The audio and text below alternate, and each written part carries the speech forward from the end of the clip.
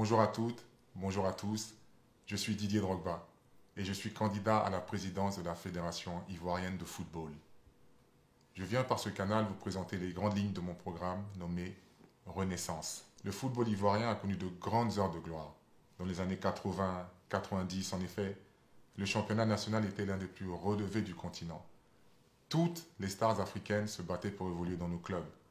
La Côte d'Ivoire était un passage obligé pour ses futurs champions. Nos équipes locales ont connu d'historiques succès en coupes africaines. Nos stades étaient remplis. Les rivalités battaient leur plein. Le football ivoirien était source de rassemblement. C'est cette unité qui nous a permis de remporter notre toute première Coupe d'Afrique des Nations avec la génération Alain Guaméné, Youssouf Fofana, Gadji Seli, Aboulaye Traoré, pour ne citer qu'eux. Et ce sont nos aînés qui nous ont inspirés et nous ont permis d'offrir à la Côte d'Ivoire pour la toute première fois de son histoire une participation à la phase finale de la Coupe du Monde 2006 en Allemagne, puis 2010 en Afrique du Sud et enfin 2014 au Brésil. Mais l'apogée de tous les efforts fournis par cette génération dorée a sans aucun doute été 2015 et le sacre continental à Malabo, en Guinée équatoriale. Nos équipes nationales de jeunes ont elles aussi porté le drapeau de la Côte d'Ivoire très haut sur le continent en 2017.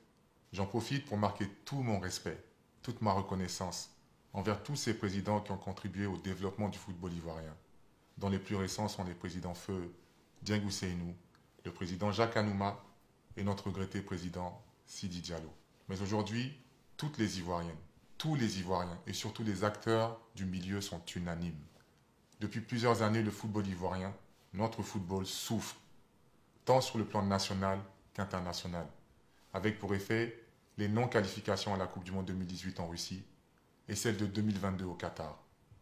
Nos prestations étaient en deçà du statut de notre nation lors des 3 dernières Coupes d'Afrique. Nos championnats qui ont souffert de la crise Covid et les divisions qui perdurent depuis bien trop longtemps poussent nos stades à se vider de nos supporters passionnés. Et ce n'est donc pas un hasard si le projet dont a besoin la communauté du football en Côte d'Ivoire se nomme Renaissance. L'objectif est de repositionner le football ivoirien à la place qu'il mérite, celle de l'excellence. Mon projet est donc de manière concrète, moderniser et professionnaliser notre football afin d'atteindre un niveau de performance et de résultats concrets sur le plan national et international, afin de retrouver notre place parmi l'élite du football mondial. Pour ce faire, mon équipe et moi avons travaillé sur un projet qui s'articule autour de 4 piliers principaux. Ces 4 piliers sont les suivants: les acteurs, le développement des infrastructures, la mise en place d'une économie de l'industrie du football et le développement d'une coopération régionale et internationale.